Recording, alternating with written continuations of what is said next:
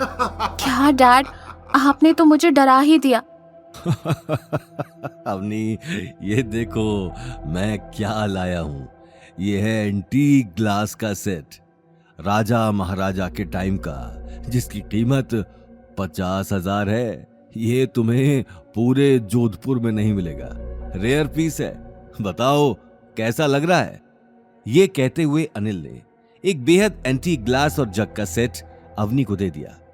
अवनी जितना हैरान उस एंटीक सेट को देखकर थी, उससे ज्यादा हैरान 50,000 सुनकर थी। गीता और गौतम को अपनी आंखों पर यकीन नहीं हो रहा था। 50,000? लेकिन डैड, आप इतने पैसे लाए कहाँ से? अब मेरा मतलब इसकी प्राइस आज मार्केट में कम से कम 50,000 होगी, लेकिन सोचो मैंने कितने में लिया होगा। ये बात सुनकर अवनी गीता को देखने लगी। 30,000? अनिल ने हंसते हुए नहीं में सिर हिला दिया। तो फिर 20,000? नहीं, मैं ये सेट सिर्फ 300 रुपए में लाया हूं।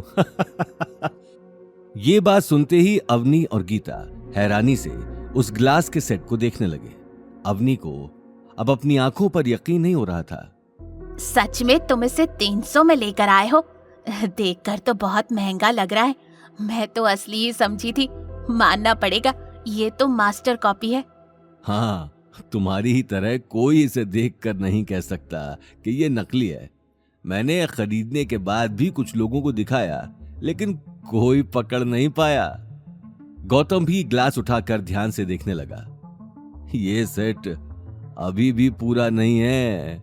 मैंने उस एंटीक मार्केट के शॉपकीपर से पूछा। उसने मुझे कल वापस आने को कहा है। कल बाकी बचे 2 ग्लास भी आ जाएंगे। उसके बाद ये सेट पूरा हो जाएगा।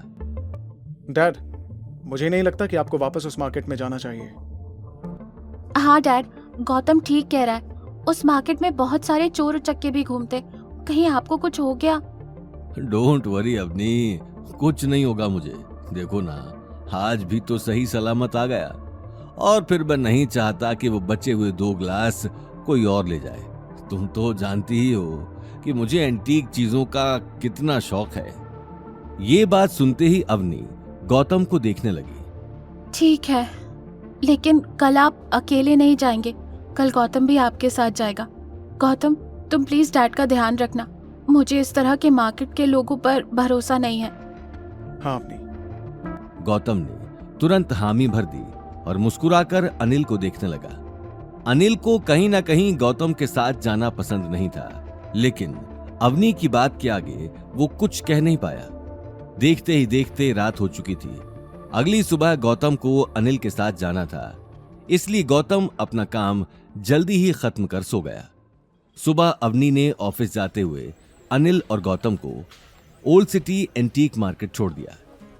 मार्केट में पहुंचते ही गौतम चारों तरफ लोगों की भीड़ और शोर शराबा देखने लगा। अब वैसे देखा जाए तो राजस्थान का जोधपुर जिला अपनी बहुत सारी खूबियों के लिए मशहूर था। जोधपुर में घूमने के लिए बहुत सारे ओल्ड मार्केट थे, बहुत सारे फोर्ट भी थे, जो आज भी वैसे ही दिखते थे जैसे आज से 100 साल पहले दिखते होंगे। यहाँ की दीवारों का रंग रात होते होते इस कदर निखर जाता था कि देखने वाले की आंखें एक पल के लिए वहीं थम जाती थी। इसलिए इसे ब्लू सिटी भी कहा जाता था। गौतम को जोधपुर में रहते हुए कई साल हो चुके थे, लेकिन उसने आज तक जोधपुर का ये मार्केट नहीं देखा था। इस मार्केट में जोधपुर के अमीर से अमीर आदमी से लेकर गरीब से गरीब आदमी भी आता था, क्योंकि यहाँ मिलने वाली चीज ज्यादातर कीमती और एंटीक ही होती थी। मार्केट और वहां लोगों का जमावड़ा देखकर गौतम की आंखों में गहरी चमक थी।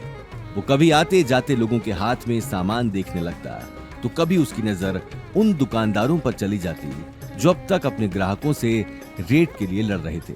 लेकिन उसी वक्त उसके आगे चल रहा अनिल एक बहुत बड़ी दुकान पर आकर रुक गया। उस दुकान का आधा सामान बाहर ही फैला हुआ था, जैसे antique mirror, watch, glass, curtains और भी बहुत कुछ। आ जाओ, अब मैं तुम्हें अपना टैलेंट दिखाता हूँ कि कैसे इस तरह के मार्केट से सामान लिया जाता है। ये बात कहते हुए अनिल शॉप के मालिक के पास चला गया, जो शॉप के बाहर ही धोती कुर्ता और गले में एक मोटी सोने की चेन पहने बैठा था। लेकिन उस मालिक के पास जाने से पहले ही अनिल को बाकी के 2 ग्लास भी एक साइड में पड़े दिखाई दे गए। उसने बिना वक्त गंवाए वो ग्लास उठा लिए।